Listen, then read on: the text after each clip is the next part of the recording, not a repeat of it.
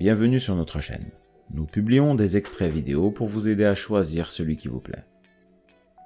Pour savoir comment télécharger ce livre audio gratuitement, ou un autre de votre choix, n'hésitez pas à cliquer sur les liens en description.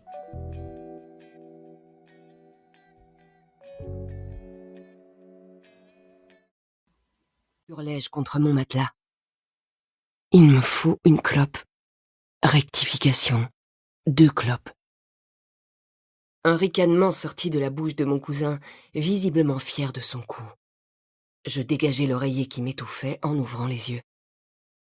Voilà, j'étais de mauvaise humeur. C'est parfait, putain. Parfait. Quelle belle journée en perspective, pas vrai, H? Me nargua-t-il en quittant ma chambre. C'est bon, il est réveillé, la sorcière.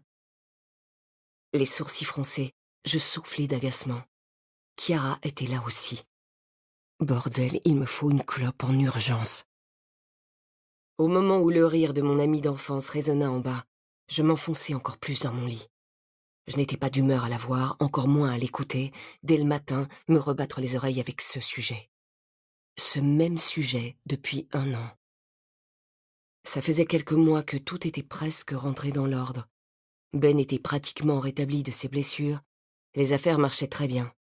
William et Isobel étaient morts. J'avais enfin vengé mon père.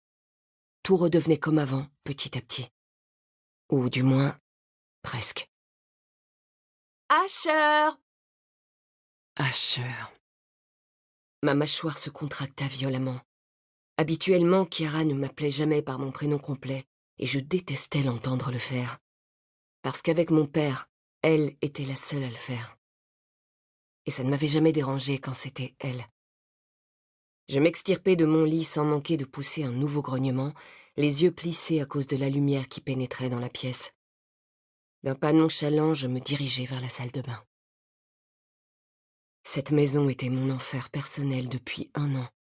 Un enfer que je refusais de quitter, parce que c'était le seul souvenir que je m'autorisais à garder d'elle. 1 an. 1 an qu'elle hantait les murs de ma maison, qu'elle parcourait mes chambres et résidait dans mes pensées.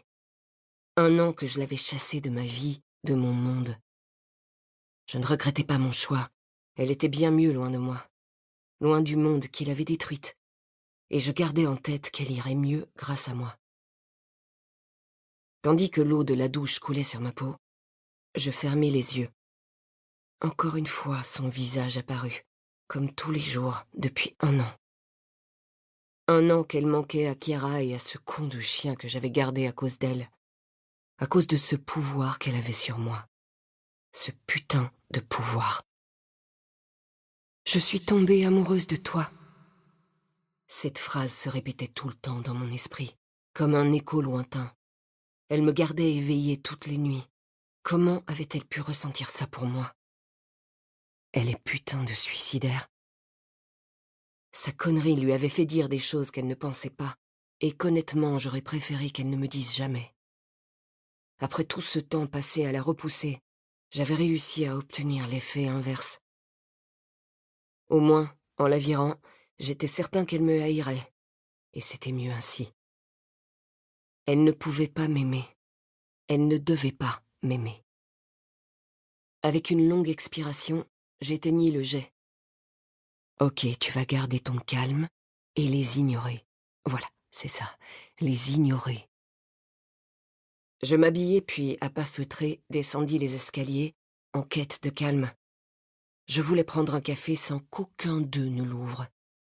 Parce que sinon, je vais finir par en jeter un du 2e étage. Je soupirai de soulagement lorsque je remarquai que la cuisine était vide. Aucun signe de ces 2 cons. Ils étaient sûrement dehors. Impeccable. Mais alors que je commençais à préparer mon café en sortant une clope, ma mâchoire se contracta. J'entendis au loin une voix féminine qui m'insupportait au plus haut point. Qu'est-ce que je suis de bonne humeur!